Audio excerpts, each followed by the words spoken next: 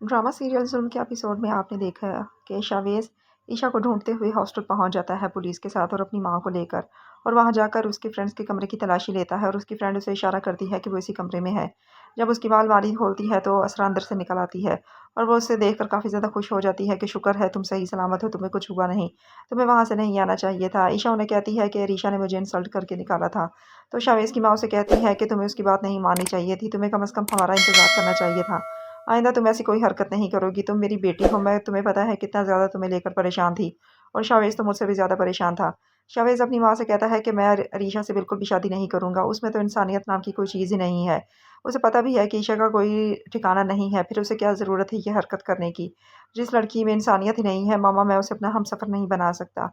इसलिए आप अपनी फ्रेंड्स को कॉल करके रिश्ते से इनकार कर दें क्योंकि मैं तो उससे शादी नहीं करूँगा। और उसकी माँ ऐसा ही करेगी, अपनी फ्रेंड को कॉल करके कहेगी कि ईशा को ये हरकत नहीं करनी चाहिए थी।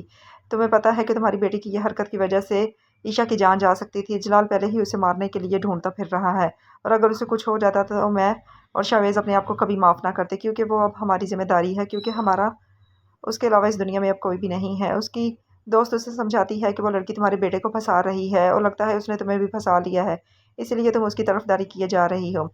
दूसरी तरफ आप देखेंगे कि जलाल पुलिस को पैसे देकर किसी भी तरह से करके शावेज़ को अंदर करवा देगा और उसकी माँ उसे जब थाने मिलने जाएगी तो वो उसे कहेगा कि आप मेरी टेंशन ना लें, मैं बाहर आ जाऊँगा।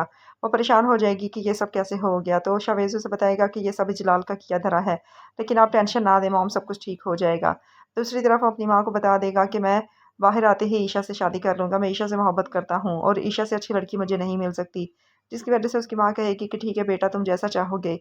इससे अच्छी और क्या बात हो सकती है कि ईशा हमारे घर में ही रहे, क्योंकि मैं उसकी कहीं और शादी भी कैसे कर सकती हूँ, मुझे क्या पता आगे लोग कैसे निकलेंगे। वो अच्छी बच्ची है, हमारे पास ही रहे तो अच्छी बात है। मज़ीद ड्रामा की अपडेट्स के लिए हमारे चैनल को सब्सक्राइब और लाइक करें।